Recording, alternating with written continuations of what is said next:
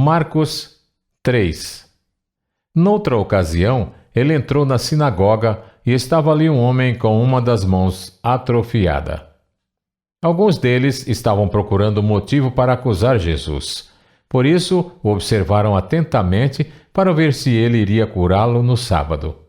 Jesus disse ao homem da mão atrofiada: "Levante-se e venha para o meio." Depois, Jesus lhes perguntou: "O que é permitido fazer no sábado? O bem ou o mal? Salvar a vida ou matar?" Mas eles permaneceram em silêncio. Irado, olhou para os que estavam à sua volta e, profundamente entristecido por causa do coração endurecido deles, disse ao homem: "Estenda a mão." Ele a estendeu e ela foi restaurada. Então os fariseus saíram e começaram a conspirar com os herodianos contra Jesus sobre como poderiam matá-lo. Jesus retirou-se com os seus discípulos para o mar e uma grande multidão vinda da Galiléia o seguia. Quando ouviram a respeito de tudo o que ele estava fazendo, muitas pessoas procedentes da Judéia, de Jerusalém, da Idumeia, das regiões do outro lado do Jordão e dos arredores de Tiro e de Sidom foram atrás dele.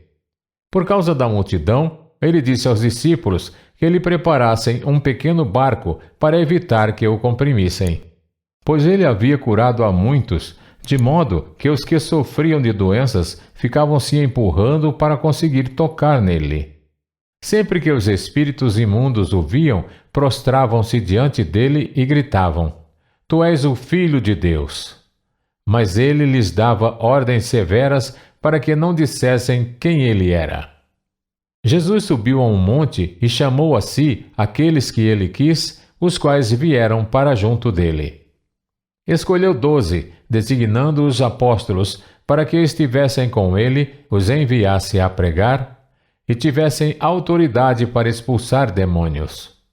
Estes são os 12 que ele escolheu: Simão, a quem deu o nome de Pedro; Tiago, filho de Zebedeu, e João, seu irmão, aos quais deu o nome de Boanerges, que significa filhos do trovão; André, Filipe, Bartolomeu, Mateus, Tomé, Tiago, filho de Alfeu, Tadeu, Simão o Zelote, e Judas Iscariotes, que o traiu.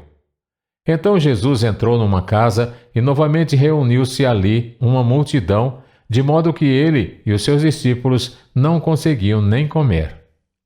Quando seus familiares ouviram falar disso, saíram para trazê-lo à força, pois diziam: "Ele está fora de si." E os mestres da lei que haviam descido de Jerusalém diziam: "Ele está com Beelzebu, pelo príncipe dos demônios é que ele expulsa demônios." Então Jesus os chamou e lhes falou por parábolas: "Como pode Satanás expulsar Satanás?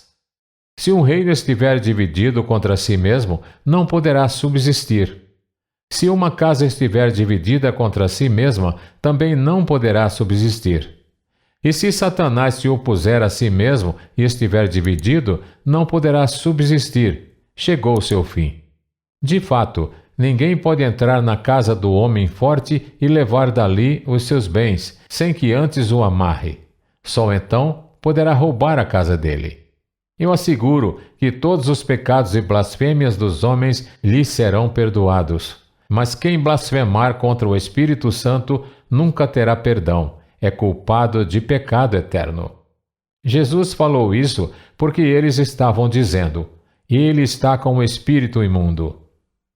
Então chegaram a mãe e os irmãos de Jesus. Ficando do lado de fora, mandaram alguém chamá-lo. Havia muita gente assentada ao seu redor e lhe disseram: "Tua mãe e teus irmãos estão lá fora e te procuram." "Quem é minha mãe e quem são meus irmãos?" perguntou ele. Então olhou para os que estavam assentados ao seu redor e disse: "Aqui estão minha mãe e meus irmãos. Quem faz a vontade de Deus, este é meu irmão, minha irmã e minha mãe."